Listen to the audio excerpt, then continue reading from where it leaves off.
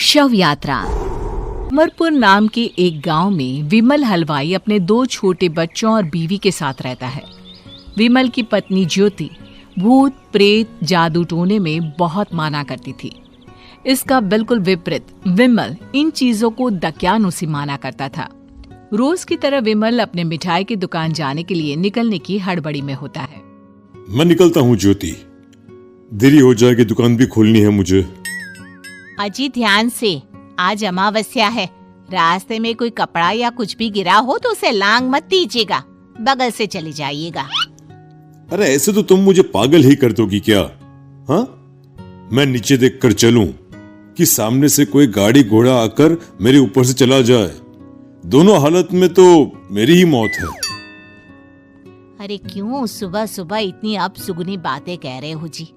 मेरे गांव में तो ऐसा आंखों के सामने होता हुआ देखा है मैंने, इसीलिए कहती हूँ, वरना मुझे क्या, पड़ोसी को तो नहीं कहना चाहती मैं। पति हैं आप मेरे, इसलिए बोल रही हूँ। विमल अपनी मिठाई की दुकान चला जाता है। दुकान पर पहले से ही ग्राहकों की लंबी लाइन लगी हुई थी। ये लो, वहाँ ज्योति अमावस्या को लेकर परेशान है और आज तो हमेशा से ज्यादा ही लंबी लाइन लगी पड़ी है। अच्छी खासी बिक्री होगी आज। विमल दुकान खोलता है। एक के बाद एक ग्राहक उसकी दुकान पर मिठाई ले रहे होते हैं। तभी गांव की एक बूढ़ी औरत विमल से कहती है, जिस तेजी से बिक्री हो रही है, कहीं किसी की नजर ना लग जाए, नींबू मिर्ची टांग ले। अरे क्या चाची तुम भी, ये सब नजर बजर कुछ नहीं होता है। कैसे लोग हैं मेरे आसपास। अपनी दुकान से शाम को विमल हंसते कूदते वापस घर आता है। हाँ, आज तो अच्छी खासी बिक्री हुई है। एक महीने में जितनी बिक्री होती है, एक ही दिन में आज उतने पैसे कमा लिए मैंने। ये तो बहुत अच्छा हुआ जी, आज ही घर की नजर उतारी है मैंने। बिक्री तो अच्छी होनी ही थी। अच्छा, तुम खाना लगा दो, सारा माल बिक चुका है। मुझे शहर जाना होगा, कुछ चीजों की जरूरत पड़ेगी। रात भर मिठाई बनाऊंगा, तब जाकर कल सुबह दुकान खोल पाऊंगा। खाना खाकर विमल शहर जाने के लिए निकल पड़ता है। सुनिए जी, ध्यान से जाइएगा। चौरस्ते पर किसी जादू टोने की चीज पर पैर मत रख दीजिएगा। हे भगवान, हद हो गई ज्योति, ये तो मैं जा रहा हूं। विमल गुस्से से शहर जाने निकल पड़ता है। रात का काला घना अंधेरा, चांद की एक भी किरण ना होने के कारण अंधेरे में कुछ भी देख पाना मुश्किल था। जंगल के बीच के एक अधकच्चे रास्ते से विमल जा रहा होता है। चारों तरफ गुफ अंधेरा और सन्नाटा सुनाई दे रहा था, और सुनाई दे रही थी विमल के पैर के नीचे आ रहे सूखे पत्तों की आवाजें। तभी अचानक दूर से उसे कुछ आवाजें सुनाई देती है।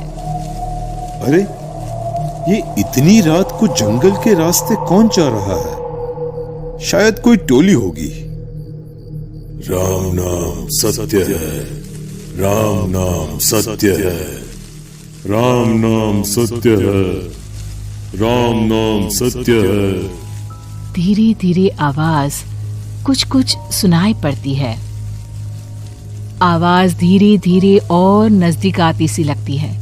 विमल देखता है कि उसके सामने से सजी धजी सफेद कपड़े में लिपटी एक अर्थी निकल रही है, जिसके साथ 5 लोग ही थे। 4 आदमियों ने उसे कंधा दिया हुआ था।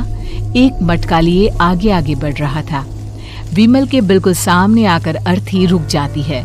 उसमें से एक आदमी विमल से कहता है, अरे भाई, जरा अर्थी को कंधा लगाना, मैं बहुत थक गया हूँ, बड़ी मेहरबानी होगी। हाँ भाई, कंधा तो मैं लगा दूं, पर रात को 12 बजे ये शव यात्रा, इस समय कौन अर्थी ले जाता है? तभी विमल को ऐसा लगता है कि शव में से आवाज आई, ये आवाज। मजबूरी है भाई, आप कंधा दीजिए, मैं रास्ते में सब बताता हूँ आपको। विमल अर्थी को कंधा दिए चल रहा होता है कि उसे ऐसा लगता है कि हाथ में मटका लिए जो आदमी शव के आगे चल रहा है उसके पैर उल्टे हैं। क्या हुआ भाई, हकला क्यों रहे हो? वो आपके साथी के पैर उल्टे। विमल अपनी बात पूरी भी नहीं कर पाता कि वो देखता है कि उस आदमी के पैर तो सीधे ही हैं। अरे नहीं, कुछ नहीं, मुझे शायद वहम हुआ होगा। धीरे धीरे सब आगे बढ़ रहे होते हैं। तब विमल को अचानक लगता है मटके में से एक हाथ बाहर आ रहा है। विमल घबरा जाता है। इसके पहले वो कुछ बोल पाता, कल्लू कहता है, मेरा नाम कल्लू है। हम 6 दोस्त थे, जिसमें से एक को तो तुम सोया हुआ देख रहे हो। इतनी पक्की दोस्ती थी कि जैसे हम सब सगे भाई हैं। पर किस्मत का कोई क्या कर सकता है।